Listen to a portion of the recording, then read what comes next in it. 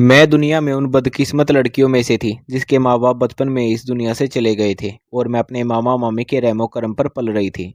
मामी तो चलो गैर थी, लेकिन मामा अपने होते हुए भी मेरे ऊपर कुछ खास मेहरबान नहीं थे। हाँ, कभी कभी मेरा ख्याल जरूर रख लेते थे, लेकिन अपनी सगी बेटियों का मुझसे ज़्यादा मोहब्बत देते थे। मगर मामा की ज़िंदगी भी ज़्यादा लंबी नहीं थी। वे मुझे तना छोड़कर इस दुनिया से चले गए। मामा के जाते ही मामी ने अपना असली रंग दिखाना शुरू कर दिया। अच्छी तो वह पहले भी नहीं थी, लेकिन मामा के डर से जो थोड़ा बहुत मेरा ख्याल रख लेती थी, वह डर भी अब खत्म हो गया था। और उन्होंने मुझ पर जुल्म के पहाड़ तोड़ने शुरू कर दिए। घर की नौकरानी को निकालकर पूरे घर की जिम्मेदारी मेरे नाजुक कंधों पर डाल दी। उस समय मेरी उम्र सिर्फ 18 साल थी। मरती क्या न करती, मैं एक बेबस और बेसहारा लड़की थी। मामी जैसा कहती मैं वैसा ही करती जाती थी। मामी की बहन का लड़का था जो ज़्यादातर मामी के पास ही रहता था। उसकी उम्र करीब 25 साल थी। वह मुझे पसंद करने लगा था और मामी से कह चुका था कि वह शादी करेगा तो मुझसे ही करेगा, वरना किसी से नहीं। 2 साल तक वह अपनी जिद पर अड़ा रहा। उसने घर में खाना पीना तक कम कर दिया। हर वक्त अपनी माँ और मेरी मामी से समझाने की कोशिश करता, लेकिन दोनों बहनें किसी भी तरह तैयार नहीं हुई। इस बात का सारा इल्ज़ाम भी उन्होंने मुझ पर ही लगा दिया कि मैंने उनके बेटे को अपने जाल में फंसाया। मैं हर वक्त डरी सहमी रहती थी और दुआ करती थी कि जल्द से जल्द मेरी शादी हो जाए ताकि मैं घर से निकल सकूं। मैं हरगिज मामी के भांजे से शादी नहीं करना चाहती थी, क्योंकि मुझे डर था कि उसके साथ शादी करने का मतलब फिर उसी माहौल में ज़िंदगी गुजारना होगा जिसे मैं पहले ही परेशान थी। मैं इस घर को हमेशा के लिए छोड़ देना चाहती थी और दोबारा लौटकर नहीं आना चाहती थी। इसी बीच मेरे लिए एक रिश्ता आया और मामी ने फौरन हाँ कर दी। चट मंगनी पट ब्याह हो गया। उन लोगों ने दहेज के लिए इनाम पर 1 रुपया भी नहीं लिया, बल्कि मेरे कपड़े भी उन्होंने ही बनवा कर दिए थे। मैं मन ही मन खुश हो गई थी कि शायद मुझे इतना अच्छा ससुराल मिल गया है जहाँ किसी चीज़ की मांग नहीं है। लेकिन शादी की पहली रात ही मेरी सारी खुशी एक पल में ख़त्म हो गई, जब मुझे अपनी पति सुधर की एक ऐसी सच्चाई पता चली जिसे सुनकर मेरे पैरों तले ज़मीन खिसक गई। मैं दुल्हन के रूम में सजी से बैठी अपने पति सुधीर का इंतजार कर रही थी। मेरा चेहरा घूंघट से ढका हुआ था। तभी सुधीर कमरे में दाखिल हुआ और मेरे करीब आकर बैठ गया। लेकिन न जाने कि उसके आते ही मुझे किसी अनहोनी का एहसास हुआ। उसने मुझसे सवाल किया कि मैं देखने में कैसी हूँ। मैंने हैरत से उसकी तरफ देखा और कहा, आप खुद घूंघट उठाकर देख लीजिए। मेरी बात सुनकर सुधीर जोर से हंस पड़ा।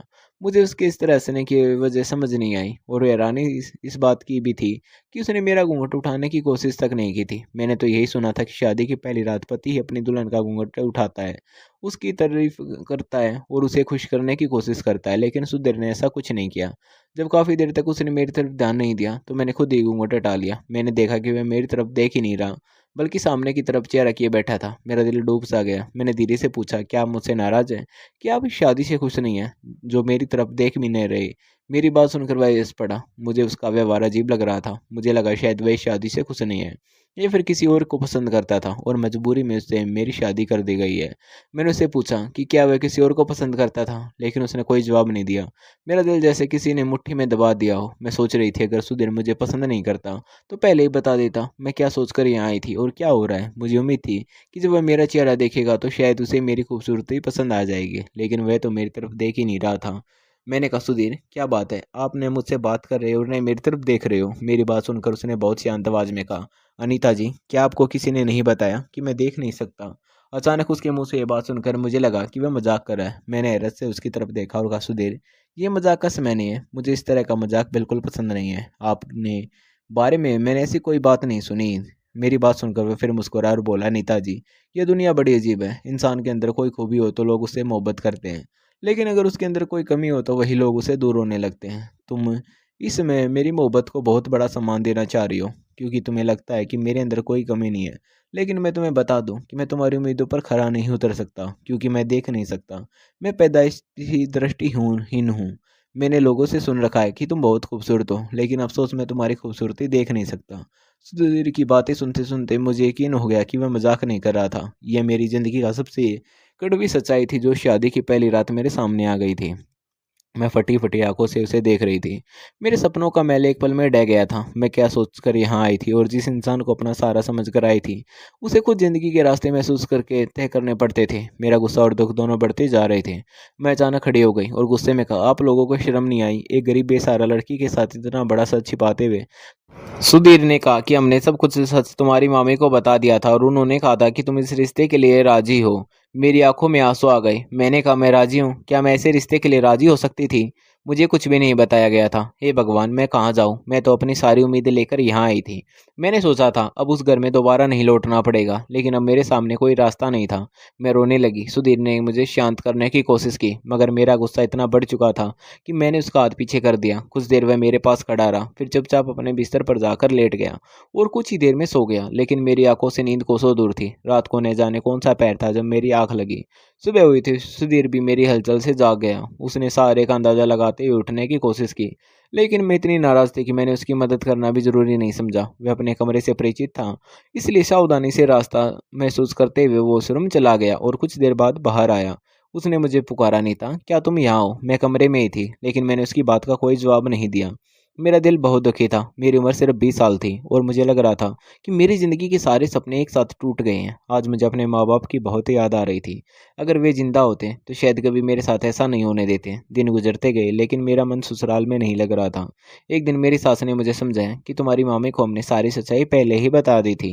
उन्होंने कहा था कि तुम इस रिश्ते के लिए तैयार हो और शायद इंसानी हमदर्दी की वजह से सुधीर को अपना जीवन साथी बनाना चाहती हो।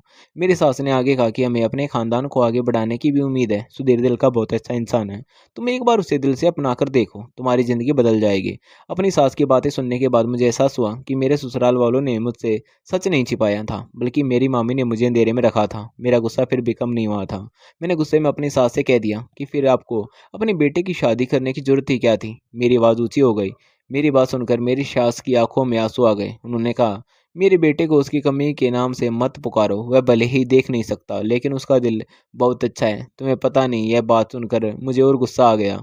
मैं कभी ऐसी कठोर लड़की नहीं थी। जरा सी किसी को परेशानी में देखती तो मेरा दिल भराता था, लेकिन ज़िंदगी ने मुझे धीरे धीरे बदल दिया था। मामी के व्यवहार ने मेरे अंदर कड़वाहट भर दी थी और अब शादी के इस धोखे ने मुझे और तोड़ दिया था। मेरे ससुराल में पैसे की कोई कमी नहीं थी। घर में हर सुविधा मौजूद थी, लेकिन मेरे दिल को सुकून नहीं था। मैं चाहती थी कि मेरे पति मेरी तारीफ करे, मेरी खूबसूरती को महसूस करे और मुझे अपने जीवन के में खास समझे। लेकिन मुझे लगता था कि मेरी ये इच्छा कभी पूरी नहीं होगी, क्योंकि सुधीर मेरे शकल देख ही नहीं सकता था। मैं हर वक्त उदास रहने लगी थी। सुधीर बंद कमरे में मेरी सिसकियाँ सुनता और मुझे समझाने की कोशिश करता, लेकिन मैं उसकी बात सुनना नहीं चाहती थी। मैं उसका हाथ पीछे कर देती और अपनी किस्मत पर आंसू बहाती रहती थी। मैं खुद भी नहीं समझ पा रही थी कि मैं इतनी बदल क्यों गई हूँ।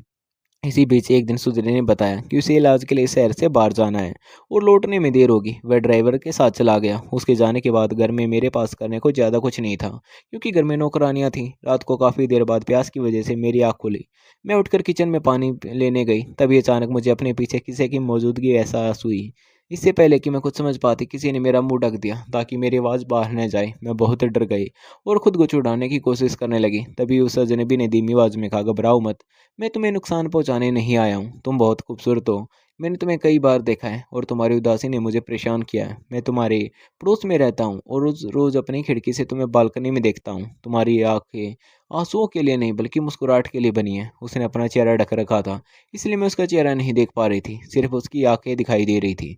उसकी बातें सुनकर मेरे मन में अजीब सा एहसास हुआ, क्योंकि शादी के बाद पहली बार मेरी खूबसूरती और मेरी उदासी दोनों को समझने की बात कोई कर रहा था। मैंने इशारे से कहा, मुझे बोलने दो। उसने धीरे से अपना हाथ हटा लिया। मैंने पूछा, तुम हो कौन? उसने कहा, मैं तुमसे मोहब्बत करता हूँ। तुम्हारे बगल के सामने वाला बगला मेरा है और मैं वहाँ अकेला रहता हूँ। मैंने उससे कहा कि तुम यहाँ से चले जाओ, अगर मेरे पति को पता चल गया तो बहुत बड़ी परेशानी हो जाएगी। उसने कहा, तुम्हारे पति के बारे में मुझे सब पता है, वह भी घर पर नहीं है और मैं सिर्फ तुमसे बात करने आया हूँ। मैंने उसे जैसे तैसे वहाँ से जाने के लिए कहा और वह चला गया। उस रात के बाद मेरे मन में उस नकाबपोश अजनबी की बातें घूमती रही। मैं खुद को समझाती थी कि मुझे उसकी बातों पर ध्यान नहीं देना चाहिए, लेकिन सच यह था कि उसकी बातें मुझे अच्छी लगने लगी थी। शादी के बाद पहली बार कोई मेरी उदासी और मेरे मन की परेशानी समझने की कोशिश कर रहा था। कुछ दिन बाद सुधीर को फिर शहर से बाहर जाना पड़ा और उसके जाने के कुछ समय बाद वही नकाबपोश मेरे कमरे में आ गया।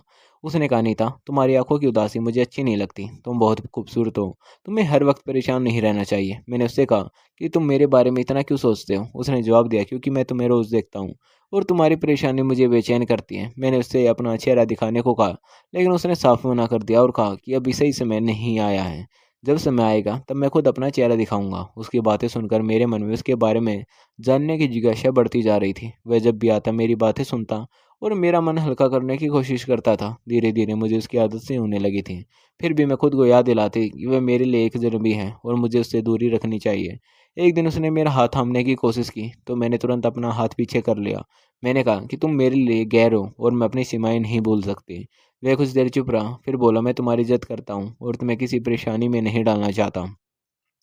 उसकी ये बात सुनकर मुझे लगा कि शायद वह सच में मेरी परवाह करता है, लेकिन फिर भी मेरे मन में डर बना रहता था कि अगर किसी ने मैं देख लिया तो मेरी ज़िंदगी बर्बाद हो जाएगी। इसके बावजूद जब सुधीर घर से बाहर जाता तो मैं अनजाने ही उसके आने का इंतज़ार करने लगी थी। अब मेरी सबसे बड़ी कमज़ोरी यही बन गई थी कि मुझे किसी के साथ अपनी बातें साझा करने की ज़रूरत महसूस होती थी, और वह नकाबपोश मेरी ये कमी पूरी कर रहा था। एक रात हम दोनों कमरे में बात कर रहे थे, तभी सुधीर के ड्राइवर का फ़ोन आया कि वे दोनों जल्दी घर पहुंचने वाले हैं। मैं घबरा गई और मैंने नकाबपोश से कहा कि तुम तुरंत यहाँ से चले जाओ। वह हंसकर बोला, तुम्हारा पति तो देख नहीं सकता, फिर डर किस बात का है। लेकिन मैंने उसकी बात नहीं मानी और उसे खिड़की के रास्ते बाहर जाने के लिए कहा। वह चला गया और कुछ ही देर बाद सुधीर कमरे में आ गया। वह बहुत शांत था, उसने मुझसे कोई सवाल नहीं किया। मैं भी चुप रही। अगले दिन उसने मुझसे कहा, अनीता, मैं तुम्हें अपने परिवार से जुड़ी एक पुरानी बात बताना चाहता हूँ। मैंने उसकी तरफ देखा तो उसने कहा, मेरे पिता भी मेरी तरह देख नहीं सकते थे और मेरी माँ बहुत खूबसूरत थी, लेकिन उनकी ज़िंदगी आसान नहीं थी। परिवार के दबाव में उनकी शादी मेरे पिता से हुई थी। वे अपने पति का सम्मान करती थी, लेकिन उनके मन में अपने पुराने परिचित के लिए भावनाएं थीं। धीरे धीरे मेरी माँ उस व्यक्ति के संपर्क में रहने लगी और बचपन में मैं उनकी बातें सुनता था। मेरे पिता को इस बारे में कुछ पता नहीं था। मैं बहुत छोटा था, इसलिए सब कुछ समझकर भी चुप रहता था। सुधीर की बातें सुनकर मैं हैरान थी। उसने आगे कहा, मेरे पिता की हालत और घर का माहौल मेरे बचपन पर बहुत असर डालता रहा। समय गुजरता गया और मेरी माँ को भी अपनी गलतियों का एहसास होने लगा। उन्होंने अपनी पुरानी ज़िंदगी से दूरी बना ली थी, लेकिन जो कुछ मैंने बचपन में देखा था उसका असर मेरे मन पर रह गया था। शायद इसी वजह से मैं रिश्तों पर आसानी से भरोसा नहीं कर पाता। उसने कहानी था, कभी कभी इंसान अपने अतीत की वजह से वर्तमान को भी उसी नज़र से देखने लगता है। मैं उसकी बात सुनती रही, लेकिन समझ नहीं पा रही थी कि वह मुझे ये सब क्यों बता रहा है। फिर उसने कहा, मेरी ज़िंदगी में कुछ ऐसी बातें हैं जिनके बारे में तुम्हें जल्द ही पता चलेगा, लेकिन अभी मैं तुम्हें सब कुछ नहीं बता सकता। मैंने पूछा, ऐसी कौन सी बात है? तो वह चुप हो गया और बात बदल दी।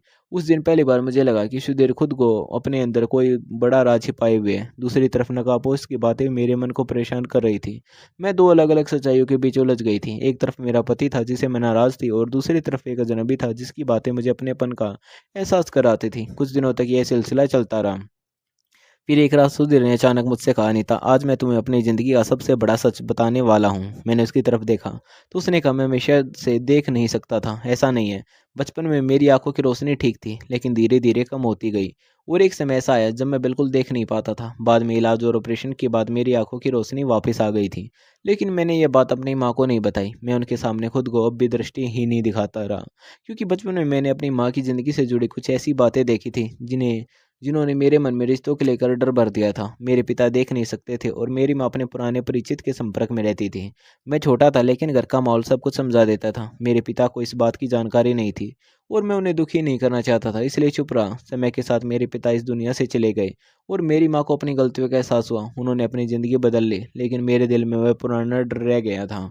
मुझे हमेशा लगता था कि कहीं मेरी ज़िंदगी में भी वही कहानी न दोहराई जाए। यही वजह थी कि जब मेरी शादी हुई, तुमसे हुई, तो मैंने तुम्हें बिना बताए खुद को परखने का फैसला किया। शादी की पहली रात मैंने तुम्हें साफ देखा था, लेकिन तुम्हें बताया कि मैं देख नहीं सकता। मैं तुम्हारी परेशानी समझ रहा था, लेकिन मैंने सच छिपाए रखा। मैं जानना चाहता था कि तुम मेरी परिस्थितियों को स्वीकार करोगी या नहीं। मैंने तुम्हें कभी मजबूर नहीं किया, क्योंकि मैं चाहता था कि तुम्हारा फैसला तुम्हारा अपना हो। लेकिन जब मैंने देखा कि तुम मुझसे दूर होती जा रही हो, तो मेरे मन में डर और बढ़ गया। फिर एक दिन मैंने खुद को नकाबपोश अजनबी के रूप में तुम्हारे सामने रखने का फैसला किया। मैं तुम्हारी बातें सुनना चाहता था और ये समझना चाहता था कि तुम्हारे मन में चल क्या रहा है। मैं तुम्हें सिर्फ इसलिए अपनी ओर खींचना नहीं चाहता था, बल्कि ये जानना चाहता था कि मेरी गैर मौजूदगी में तुम अपनी सीमाओं का ध्यान रखोगी या नहीं। मैं जब भी तुम्हारे पास आया, तुमने मेरी बातों को सुना और धीरे धीरे मेरे साथ अपनी परेशानी बांटने लगी। तुम्हें मेरी तारीफ अच्छी लगती थी, क्योंकि शादी के बाद तुम्हें कभी अपने बारे में अच्छा सुनने को नहीं मिला था। लेकिन तुमने कई बार अपनी मर्यादा का ध्यान भी रखा और मुझे ये बात महसूस हुई। मैंने समझ लिया था कि तुम बुरी लड़की नहीं हो, बल्कि हालत ने तुम्हें अंदर से बहुत कमज़ोर कर दिया था। फिर सुरदेव ने मेरी तरफ देखकर कहा, अब तुम्हें उस नकाबपोश की सच्चाई भी जाननी चाहिए। मैं घबरा गई। मैंने पूछा, वह कौन था? सुधीर ने दराज खोली और वही मास्क मेरे सामने रख दिया, जिसे मैं कई बार उस अजनबी के चेहरे पर देख चुकी थी। फिर उसने अपने हाथ की तरफ इशारा किया। उसकी कलाई पर वही महंगी घड़ी थी जिसे मैं उस नकाबपोश के हाथ में देख चुकी थी। मेरी सांसें जैसे रुक गई। सुधीर ने कहा, नीता, वह नकाबपोश कोई और नहीं बल्कि मैं ही था। मेरी आंखों के सामने अंधेरा छा गया। मैं जिस अजनबी को अपने पड़ोसी का रहने वाला समझती रही थी, वह मेरा अपना पति था। मैंने उसकी आवाज़ और आंखें कई बार देखी थी, लेकिन कभी सोचा ही नहीं था कि वह सुधीर हो सकता है।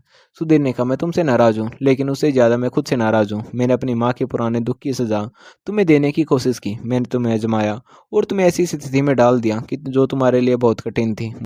मुझे ऐसा नहीं करना चाहिए था। मेरी आंखों में आंसू आ गए। मैंने कहा, मैंने भी आपको समझने की कोशिश नहीं की। मैं अपनी ज़िंदगी के दुख में इतनी डूब गई थी कि आपके दर्द को देख ही नहीं पाई।